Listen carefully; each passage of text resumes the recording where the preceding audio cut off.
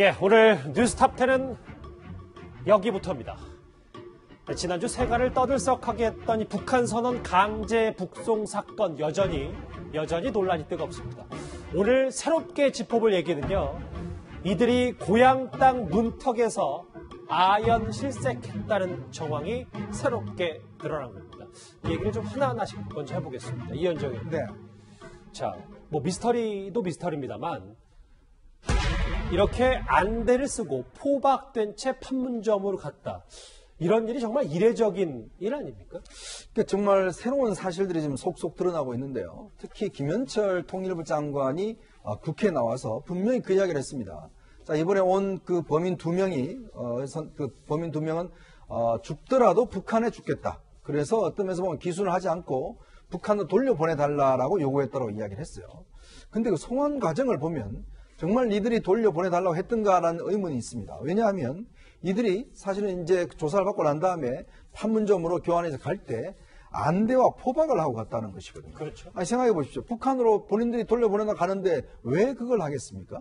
그리고 또 어디 가는지 모르게 하기 위해서 우리가 보통 안대를 쓰지 않습니까? 포박도 마찬가지로 자해라든지 어떤 이런 걸 못하도록 하기 위해서 이제 포박을 하는 것인데 더군다나 여기에 같이 동행한 사람들이 일반 경찰이 아니라 경찰 특공대가 함께 갔다는 것이거든요. 그만큼 이들이 어떤 면에서 보면 가지 않을 경우에 대비해서 여러 가지 갔다는 것인데 특히 이 중에서 직접 송환돼서 도착했을 때 이 안대를 벗기니까 북한군을 보고 털썩 주저앉았다는 그런 이야기도 있습니다. 자, 이런 정황들이 있는 상황에 보면 지금 통일부 장관이 이야기했듯이 이 사람들이 죽어도 북한에 가겠다라고 한 사람들이 정말 맞는 것인지 그런 근본적 의문이 이제 제기되고 있습니다. 지금 화면으로도 보시다시피 저희가 당시 상황을 사파로 한번 재구성해봤어요. 한번 화면 같이 보시겠습니다.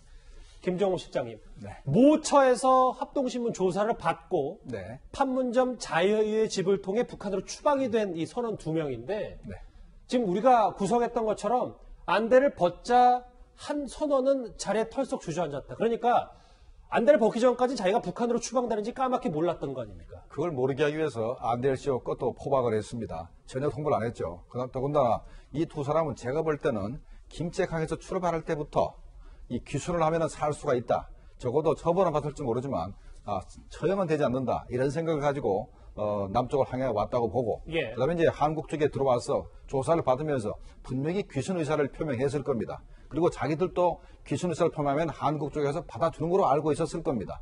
그런데도 불구하고 이 사람들한테 북으로 보낸다는 것을 통보하지 않고 안대를 씌고 포박을 해서 어디 가는지 모르게 해가지고 북한군에 인계를 하니까 북한군의 모습을 보고 털썩 주저앉고 바로 쓰러진 겁니다. 그러니까 이게 예. 정말 비인도적인 처사라 할 수 있겠습니다. 김정우 시장님, 저하고 한 번 더 짚어볼 게 있어요. 그러니까 아까 이현정 의원님도 잠깐 얘기를 하셨지만 경찰 특공대가 차량을 에스코트해서 같이 간 것으로 알려졌죠. 그리고 안대 포박 말고도 혹시 모를 저항에 대비해서 입에물을 제갈도 준비했다는 겁니다. 소리도 지를 수 있고 그다음에 또 혀를 깨물 수 있기 때문에 일단은 제갈로 준비를 했는데 이 모든 것이 자해를 할까봐 막기 위한 것이라고 봅니다. 그러니까 이 경찰이나 우리 그 청와대 쪽에서도 다 알고 있는 겁니다. 이 사람들이 북으로 돌아가면 죽을지 모르기 때문에 한국 쪽에서 자해를 할 수도 있다. 거기까지도 위험을 대비를 다 해놓고 북한으로 강제로 송환한 거 아닌가 이런 생각이 듭니다. 아니 뭐 국정원에도 계셨고 많은 이런 경험들이 있으셨을 텐데 안대, 포박, 제갈 이런 단어가 이 탈북자 추방에 어울리는지 참 이례적인 거 아니죠? 지금까지 탈북자 추방에서 이런 일은 없었습니다. 그런데 전방 지역에 우리 군사 시설을 봐서는 안 되는 그런 경우가 있을 때는 안대를 한 경우가 있으나 이거는 탈북자가 아니고 다른 경우에 있어서 위장 간첩으로 넘어왔다가 북으로 돌아가겠다 해가지고 우리가 한번 이렇게 보낼 때는 그때는 안대를 한 적이 있긴 있습니다만 탈북자에 대해서 이렇게 한 적은 전혀 없습니다. 알겠습니다. 자, 이렇게 안대와 포박이라는 정황만 보더라도 충분히 북한 주민들은, 북한 선원들은 고향인 북한으로 돌아가길 완강히 거부했던 것으로 보입니다. 그런데요, 이 통일부의 말은 180도 다릅니다. 북한 선원들이 대한민국의 귀순 의사를 표명했습니까? 귀순 의도가 매우 중요합니다. 귀순의 진정성이 없다라고 판단을 했습니다. 죽더라도 돌아가겠다라는 진술도 분명히 했습니다. 전례가 없는 흉악범죄라는 사실과 경로, 행적 이런 거를 종합적으로 판단했을 때 기순 의사가 없는 것으로 처리를 분명히 이 선원들의 의사에 반한 강제 북송이라고 볼 수밖에 없는 이런 정황들인 것입니다. 눈 하나 깜짝 않고 국민 속이는 것을 기본으로 하는 이런 정권입니다. 야당은 강제 비밀 북송이라고 얘기를 하고 있는데, 신 대표님, 이렇게 통일부의 얘기와 북한 선원 2명의 얘기는 조금, 북한 선원 2명의 얘기를 저희가 직접 들어본 건 아니겠지만 귀순 의사의 진정성을 우리가 어떻게 판단합니까?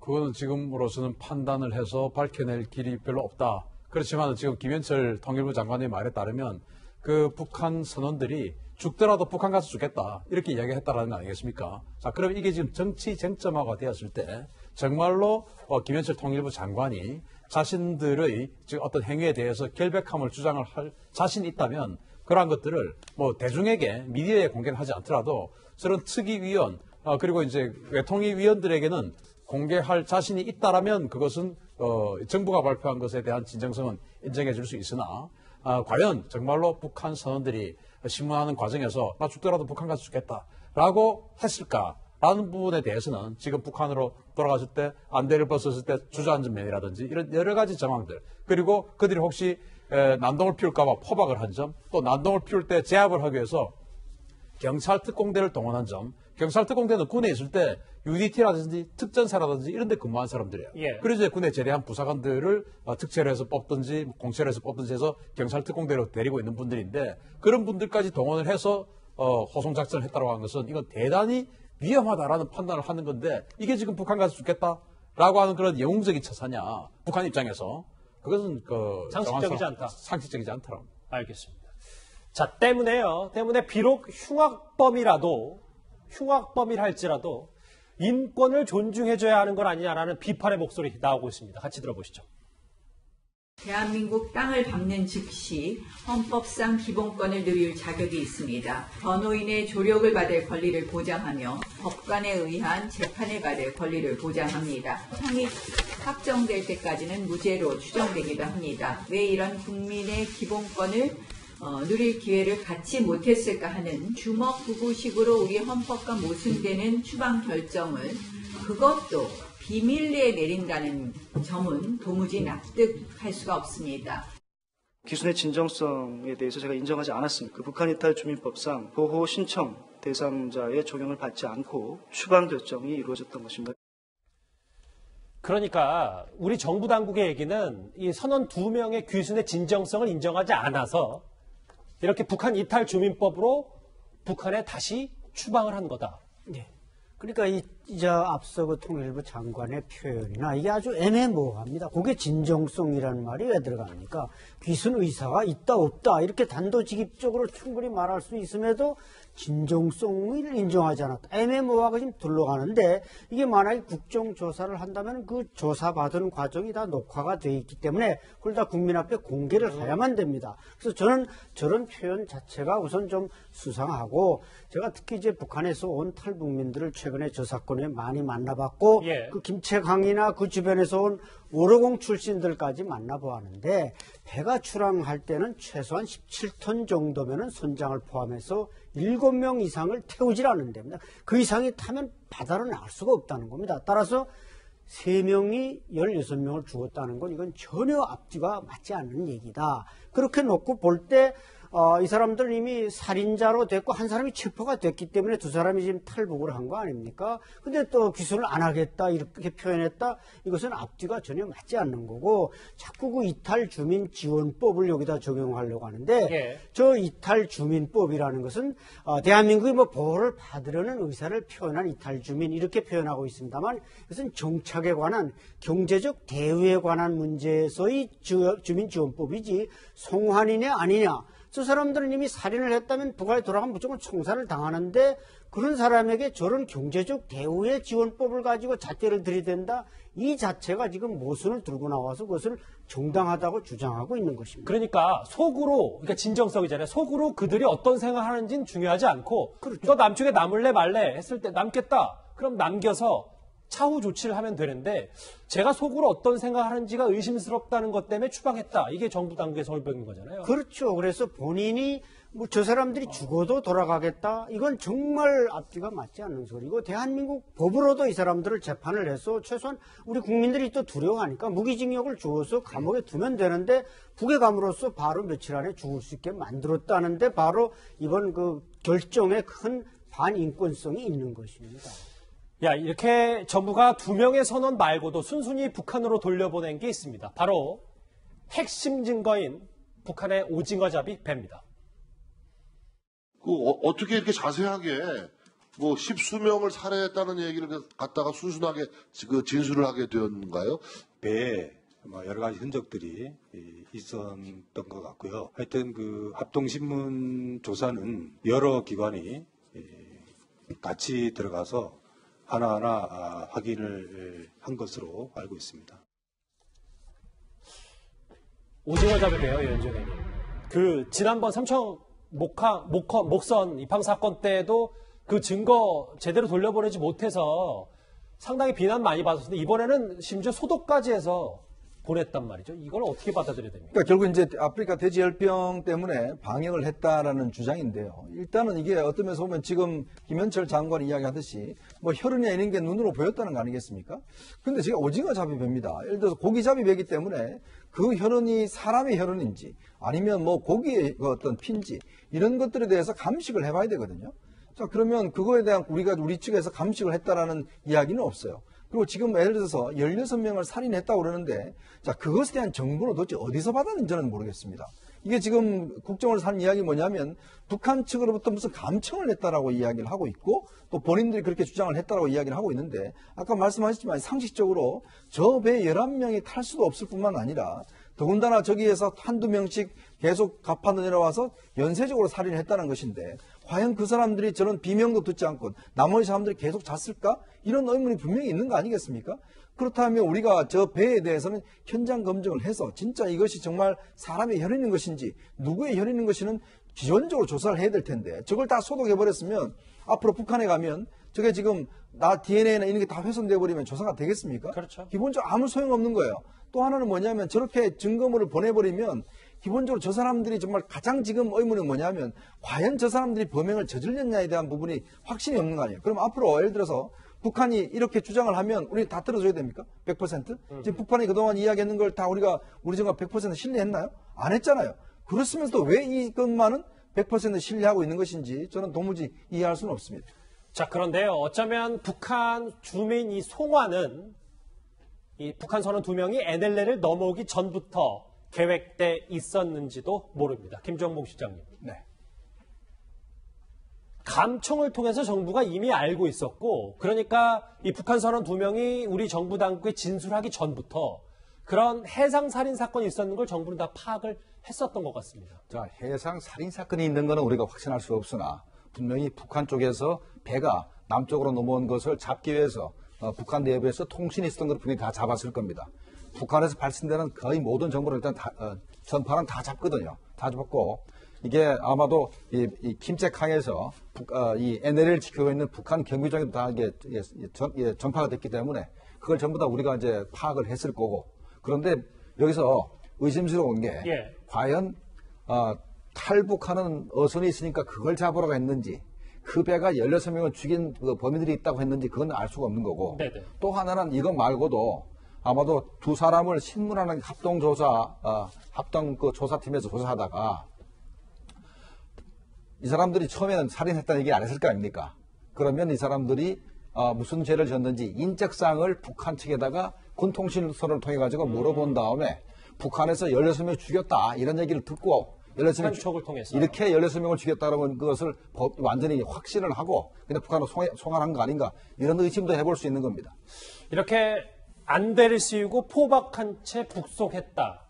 그런데 이 일련의 과정들을 보면요. 정부 소식통에 따르면 이 모든 상황의 꼭대기에는 청와대 안보실이 있는 것으로 알려졌습니다. 북한 선원 2명을 강제 추방했죠. 네. 그 결정은 어디에서 하는 겁니까? 통일부와 국정원 등 그 합동조사팀이 있습니다. 거기서 결정된 걸로 알고 있습니다. 즉, 군에서는 발견 시점부터 납부를 하고 그 후에 이제 합동조사팀에 인계를 했습니다. 물론 저희 요원도 이제 참석을 하는데 전반적으로 통일부와 국정원에서 이렇게 해서 진행된 것으로 알고 있습니다. 그러니까 합동회의에서 결정하는 거라시는 거죠? 예, 정부 합동팀입니다. 네. 통일부가 이 사안에 대해서 일절 의견을 내지 않았다라는 보도는 잘못된 건가요? 잘못된 것입니다.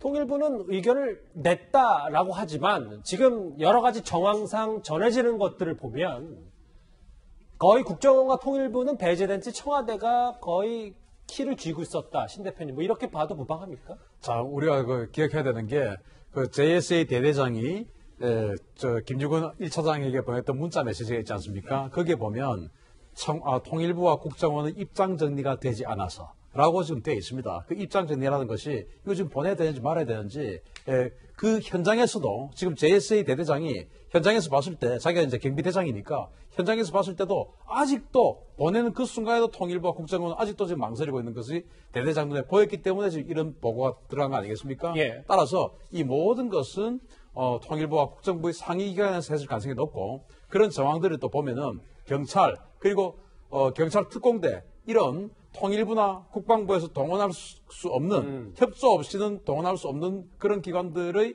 자산들이 신속하게 왜 굉장히 신속하지 않습니까? 그렇죠. 그런 것들은 최상층부에서 탑다운식으로 내려간 오더가 아니냐 그렇게 볼 수 있는 겁니다. 위원장 의원님, 네. 근데 통일부와 국정원이 이거 담당 주무부서고 가장 전문가들이 있는 데인데 청와대가 바로 했다. 이분들은 의견을 하나도 안 낼 수 있는 거예요. 이것도 문제가 있는 거. 그러니까 뭐냐면 입장 정리가 늦어질 수는 있을 거예요. 왜냐하면 이게 법률적으로 우리가 지금 이 논의를 하고 있지 않습니까? 우리도 사실은 이 문제와 관련해서 딱히 분명한 지금 법률적인 게 없어요. 지금 아시겠지만 6월 15일 날 북한의 목선이 삼척항에 왔을 때 그때 사실은 여러 가지 문제가 있었지 않습니까? 그래서 그때 사실은 이제 김유근 1차장이 징계까지 먹었습니다. 당시 국방부가 얼마나 곤혹스러웠습니까? 자, 이걸 뻔히 본 국정원과 통일부 같은 경우에 만약에 이번 사건도 만약 그런 식으로 처리했을 경우에 자신들에게 올릴 수 있는 후과가 분명히 눈에 보이지 않습니까? 그러면 이걸 이렇게 빨리 보낼 이유가 없는 것이죠. 그러면 충분히 예를 들어서 법률 검토를 해보고 왜냐하면 특히 이렇게 범죄와 연관된 거기 때문에 이런 전례가 없어요. 그러면 이걸 어떤 절차에 받을 때까지 이게 헌법 정신에 헌법에 위반되느냐 여부도 따져봐야 되는 문제가 아주 복잡한 문제가 있는 거거든요. 그렇기 때문에 국정원과 통일부는 뭔가 이걸 좀 더 논의하려고 했을 테고 이제 국가안보실 입장에서 보면 지금 사실 마음이 급합니다. 왜냐? 11월 달에 부산에서 열리는 국제회의가 있습니다.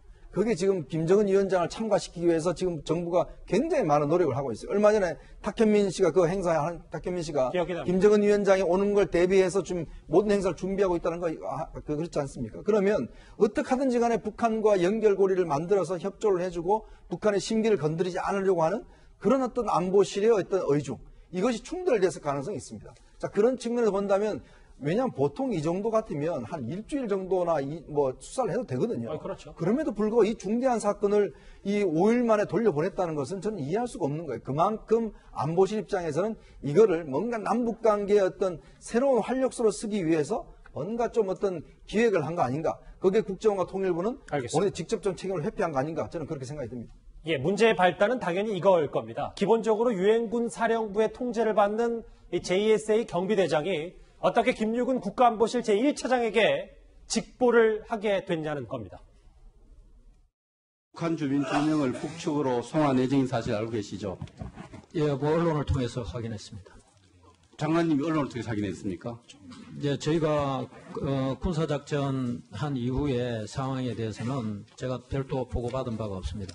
국방부 장관이 사실을 보고받거나 전혀 모르고 있다는 건 이해가 되지 않습니다. 야당에서는요, 강제 비밀 북송이라고 주장하면서 국정 그리고 진상조사까지 거론하고 있습니다. 같이 들어보시죠.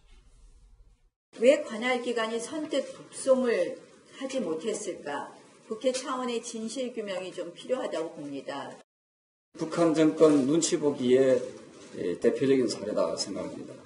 통일부와 국방부는 또 문재인 정권 눈치 보기 하고 있습니다. 이게 일종의 먹이사슬 비슷하게 되어버린 것 같습니다. 자, 안대와 포박 뭐 재갈까지 나왔고 이렇게 힘없는 통일부와 국정원 얘기까지 하는데 안수영 정리를 해볼게요, 이 주제.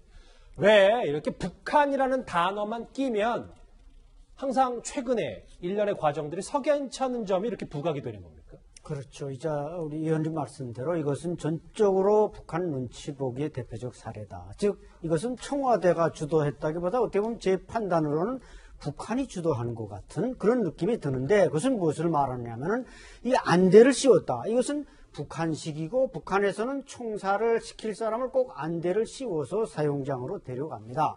물론 뭐 우리가 그것까지 일일이 북한의 어떤 지령을 받고 했다고 볼 수는 절대로 없는 것이지만 왜 그 사람들이 인도적인 대접을 받아야 할 사람들이 안대를 쓰고 포박당한 채 강제로 끌려가야 되느냐 이거죠. 따라서 제가 볼 때도 이것은 국정원의 뭐 우리 서훈 국정원장도 아마 노련한 분이고 그래서 얼마든지 이것을 인도적으로 처리하고 싶었고 그래서 아마 판단을 자꾸 유보했는데 결국 그 윗선에서 청와대에서 지시하다 보니까 청와대든 국정원이든 통일부든 청와대 말이라면 지금 거역할 수 없는 상황 아니겠습니까? 따라서 제가 볼 때는 한마디로 말씀드리면 이것은 평양의 어떤 오더에 의해서 부탁에 의해서 우리 청와대가 알겠습니다 하고 그냥 주장을 생각하시는 거죠? 아니면? 예, 제 개인적인 주장입니다만 예. 그렇기 때문에 저런 참 정말 시대의 인권 침해 사건이 일어난 것이지 그렇지 않다면 저런 일은 절대로 대한민국에서는 일어나서는 안 되는 일입니다. 알겠습니다. 여전히 의문투성인 북한 선언 북송 사건 얘기